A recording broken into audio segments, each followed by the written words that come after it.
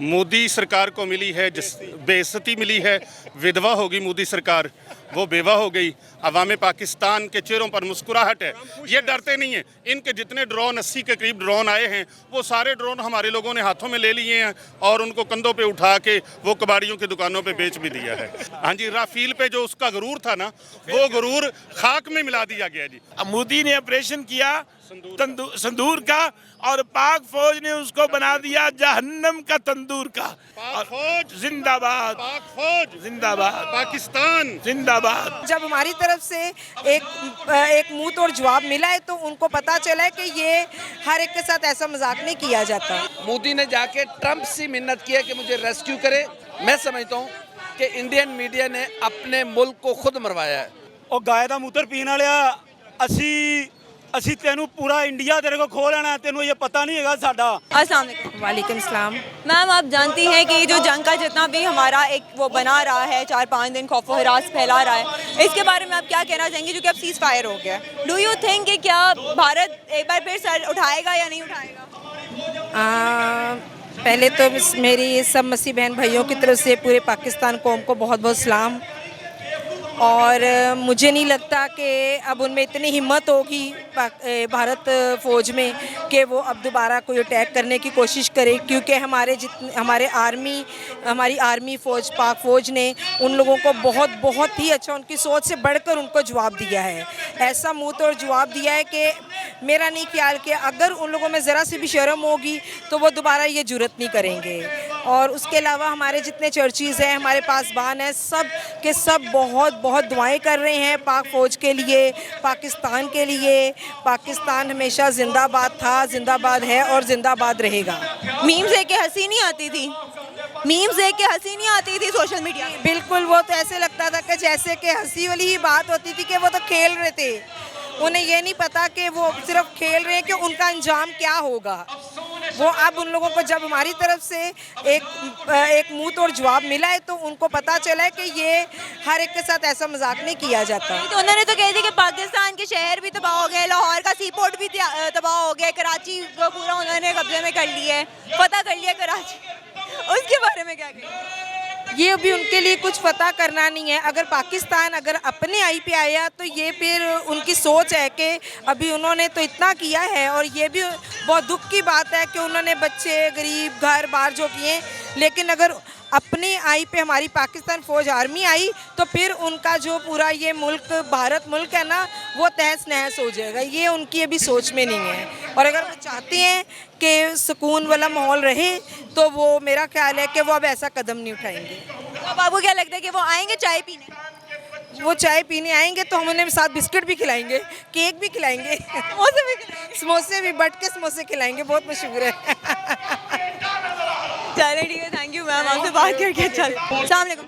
वालेकुम अस्सलाम। सर, जब मुरीदके में पहला धमाका हुआ, भावलपुर की जब मस्जिद को गिराया गया, शहीद किया गया, आपको तब क्या लगता है, तब इनके क्या तासुरात थे? इन्होंने क्या सोच के, क्या सिर्फ मदरसों को और मस्जिदों को इन्होंने टारगेट किया था? वो समझते थे कि ये सॉफ्ट टारगेट है, यहाँ पे नहते लोग होते हैं, नमाजी लोग होते हैं, इबादत करने वाले बच्चे होते हैं, यहाँ पे औरतें होती हैं।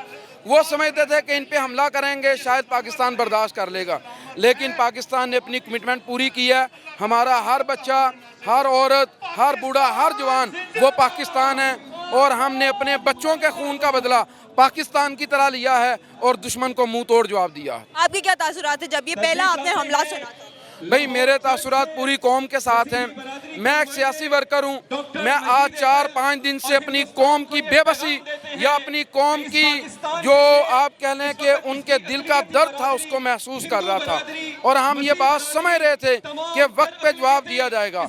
आज सुबह जो जवाब दिया गया वो इतना मजबूत था कि अल्हम्दुलिल्लाह हिंदुस्तान को नाकों चने चबवा दिए हैं, और उनको समझ आ गई है कि पाकिस्तान का मुकाबला करना उनके बस में नहीं है। सोशल मीडिया पे जो मीम्स चलती आई हैं अभी तक, वो हम सारे ही देख रहे थे। आपको नहीं लग रहा था कि हम लोग तो कुछ ज़्यादा ही लाइट ले रहे थे और वो लोग उस चीज़ को काउंटर करने के लिए बहुत सारे गलत बयानात भी दे रहे थे, जो कि भारतीय मीडिया में बहुत आग लगी? पाकिस्तान अलग लेवल के लोग हैं, इनका लेवल ही अलग है। इन्होंने कमाल कर दिया और इन्होंने जंग को एक खेल की तरह लड़ा, और इन्होंने अपने दुश्मन को ये बिल्कुल बता दिया कि भाई जंग हमारे लिए खेल है, आप देखें ना, ड्रोन आ रहा है, ये भागे उसकी तरफ जा रहे हैं, मिसाइल आ रहा है, ये भागे जा रहे हैं। पाकिस्तान की आर्मी मिसाइल फायर कर रही है, इर्दा गिर्द बैठे हुए हैं। ये दिलेरों और शेरों की कौम है। मोदी के बस में नहीं था इस कौम का मुकाबला कर सकता। मोदी ने तो लाहौर का सी पोर्ट भी वो खत्म कर दी है, एयरपोर्ट तो चलो था ही था, सी पोर्ट भी उसने खत्म कर दिया। उसके बाद कराची में तो उसने फतह ही कर ली है। उसके बारे में क्या कहें? जी देखिए, उन्होंने झूठ की सियासत करनी होती है, झूठ बोलते हैं। बुज़दिल होता झूठा है और मजलूम जालिम भी जो है ना वो झूठा होता है। तो ये जालिम भी है, बुज़दिल भी है, कमज़ोर भी है, नहतों पे हमला करता है। तो मैं तो आज सोच रहा था बारादरी एक है, वही पोर्ट बनती है, उधर जाऊं, जाके एक बयान रिकॉर्ड करूं और मोदी से कहूं कि आओ मिल के इधर चाय पीते हैं। वो पोर्ट जो तुमने फदा किया है उस पर बैठ के चाय पीते हैं और चाय का मजा लेते हैं। ऑपरेशन सिंदूर बन गया। संदूर तो विधवा हो गया। तंदूर विधवा हो गया, कितने ऑपरेशन तंदूर बन गया। हाँ, ऑपरेशन संदूर तो ऑपरेशन तंदूर बन गया।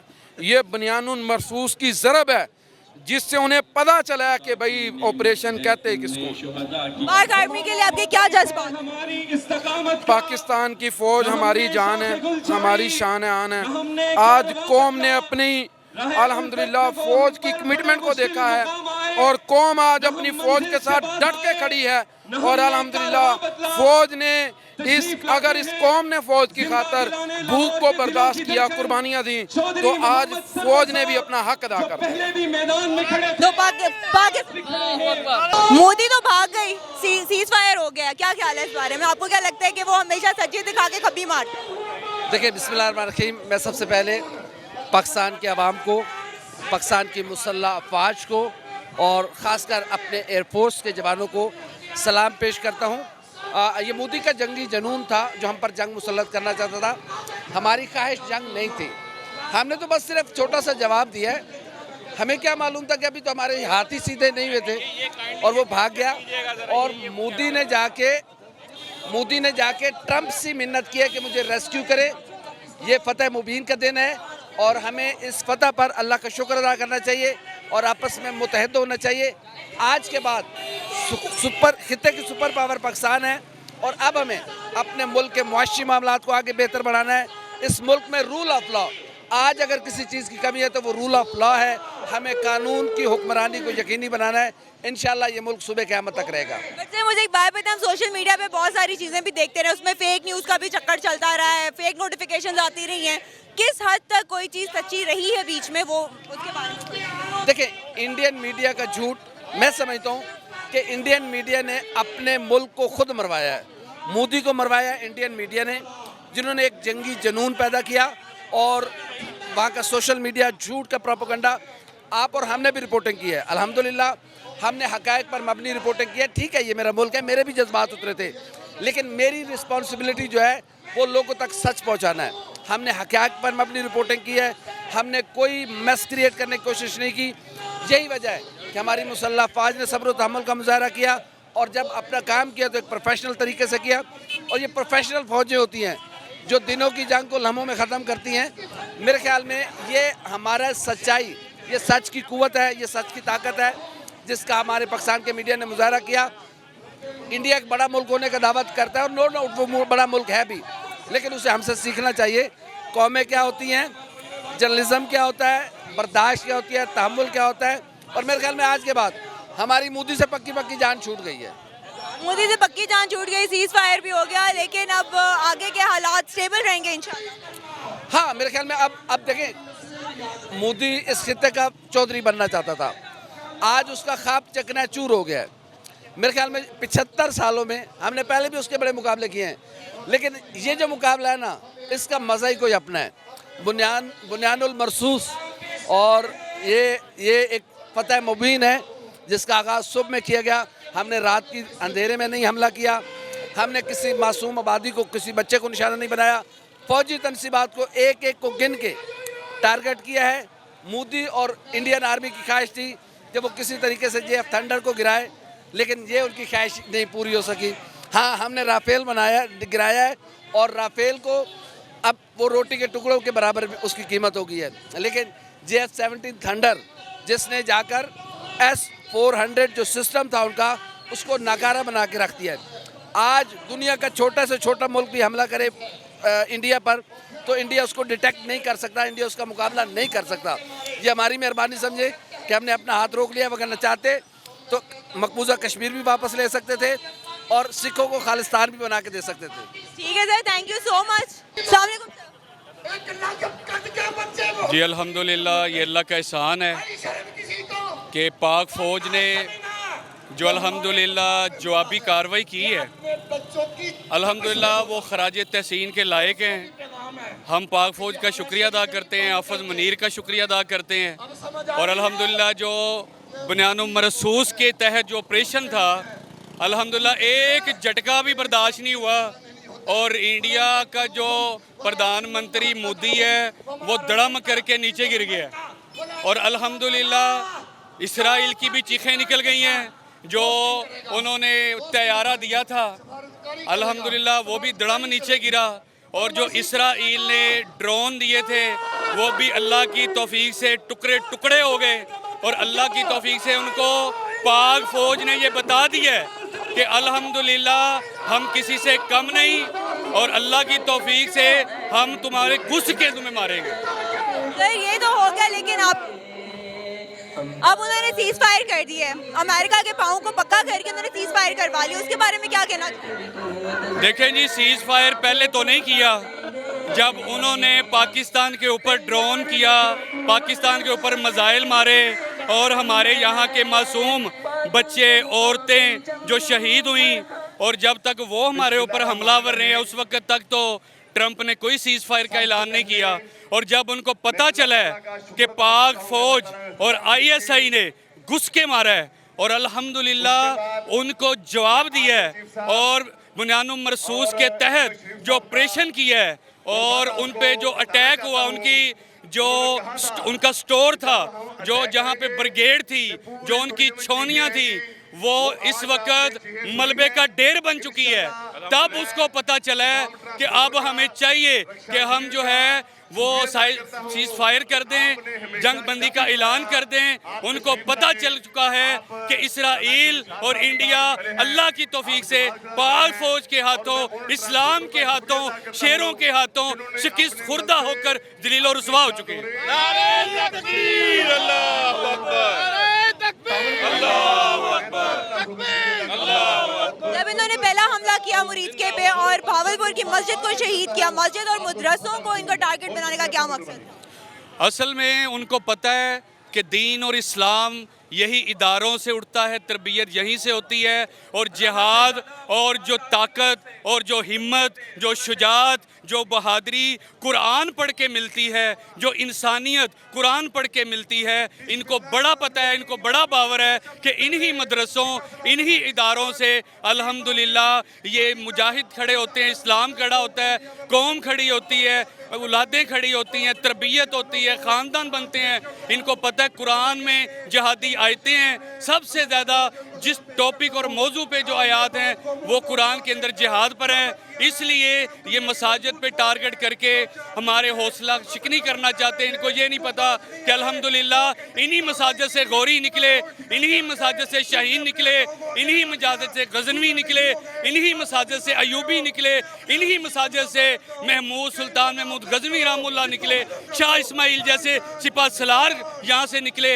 इनको पता है यहीं से ही और भी मुजाहिद उठेंगे और भी सिपा सलार उठेंगे, इसीलिए मस्जिदों को ये टारगेट करते हैं। पाक आर्मी को लेके आपके क्या जज्बात हैं? पाक आर्मी को लेके आपके क्या जज्बात हैं? मैं कहता हूँ, मैं एक जो चीफ ऑफ आर्मी हैं उनके बारे में एक नारा लगाना चाहता हूँ, बा किरदार बा ज़मीर हाफ़िज़ मुनीर, हाफ़िज़ मुनीर, बा किरदार बा ज़मीर हाफ़िज़ मुनीर, हाफ़िज़ मुनीर। जी सामने। वालेकुम सलाम। सर आप क्या कहना चाहेंगे इस पाक हिंदू कॉन्फ्लिक्ट के बारे में? मैं मोदी को ये कहना चाहता हूँ कि तुझे अपनी औकात का पता था, तू बाद में माफिया मांगता है, बाद में तू ऐसे ऐसे करता है, राम राम राम राम, बड़ा हो गया साढ़े नाल काम। तो मैनू ये कहना चाहना वा, खोती दिया बच्चा, और तू किन्नी बारी जलील होना है। और गाय का मूत्र पीने वालिया, असी तेनू पूरा इंडिया तेरे को खो लेना, तेनू ये पता नहीं है साडा। तू दिल्ली लभेगा, इत्थे किधरे दिल्ली होंदी सी, इधर होंदी सी, इधर होंदी सी दिल्ली, ते दिल्ली नहीं लभनी। दिल्ली जानी है बिल्ली, दिल्ली जानी है, दिल्ली बन जानी है बिल्ली, ते बिल्ली जानी है नस। ते असी जो आ गए ना इंडिया, ते तेरी हो जानी है बस।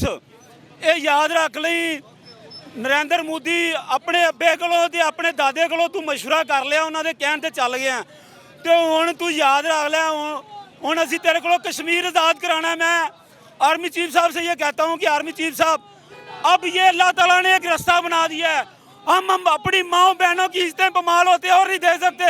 कश्मीर को आज़ाद करने के लिए जहाद का ऐलान करें और पूरे कश्मीर में इंडिया की फौज के ऊपर इनकी जितनी भी छोनियाँ सारी तबाह कर दे, सारे इनके फौजियों को तबाह कर दे। हम सब आपके साथ तैयार हैं लड़ने के लिए, कश्मीर को आज़ाद करें इस मकसद में। जी अस्सलाम वालेकुम। वालेकुम सलाम। क्या कहना चाहेंगे, सीज फायर हो गया? देखिए जी, पाकिस्तान ने मारा ही इतना कि अब वो मजबूर हो गया सीज़ फायर करने के लिए। मेरा नाम कामरान परवेज़ चौधरी और मैं चेयरमैन कौमी अमन कमेटी पंजाब हूँ। मैंने अपने रेंजर्स पे और अपने बॉर्डर्स पे जाके फूल फेंकने की और हार पहनाने की मुहिम स्टार्ट की है, ताकि मेरी कौम जो है जागी हुई है, ये जो सोई हुई कौम है ये जागे और इनको पता लगे कि पाक आर्मी का हमने साथ देना है। ये वो पंजाब असम्बली है जहाँ पे क्रिश्चियन रहनुमा SP सिंघा ने पाकिस्तान बनते हुए कहा था कि सीने पे गोली खाएंगे और पाकिस्तान बनाएंगे। आज मैं अपने पाक आर्मी को, पाक आर्मी चीफ को, पूरे मुल्क को ये बावर कराना चाहता हूँ कि आज भी तमाम मसीही कौम सीने पे गोली खाएंगे और पाकिस्तान बचाएंगे। पाकिस्तान जिंदाबाद, पाक आर्मी जिंदाबाद और पाक आर्मी चीफ जिंदाबाद। सर, सीज फायर होने के पीछे सबसे बड़ी वजह क्या थी? रात को जिन्होंने हमला किया पाकिस्तान ने तो मुंह तोड़ जवाब दे दिया है। जो सबसे पहला हमला इंडिया ने किया, उन लोगों ने तो सी पोर्ट भी लाहौर का जो है ना वो कर लिया कब्जा।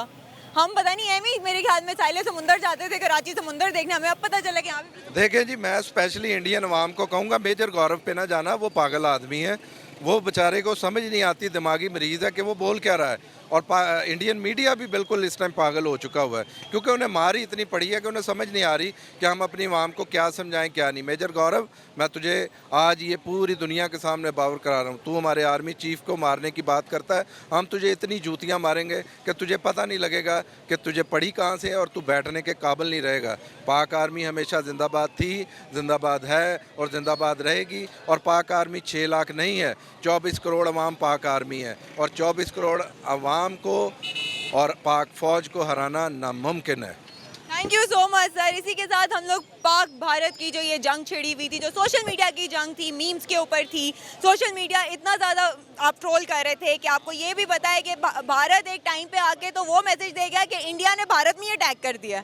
मतलब कि इतना पागल हो गए कि आज वो सुलह करने पे मजबूर हो गए, तरले मिनटों पर आ गए। इसी के साथ आगे देखते हैं कि हमारी सिचुएशन कहाँ जाके बैठती है। क्या ये सज्जी दिखा के कहीं खब्बी तो नहीं मारने वाला मोदी जी जो सुलह करवाने पर आ गए। इसी के साथ मुझे और मेरे कैमरामैन सलमान को इजाज़त दीजिए। इंशाल्लाह जल्द हाजिर होंगी, तब तक के लिए अल्लाह हाफिज़।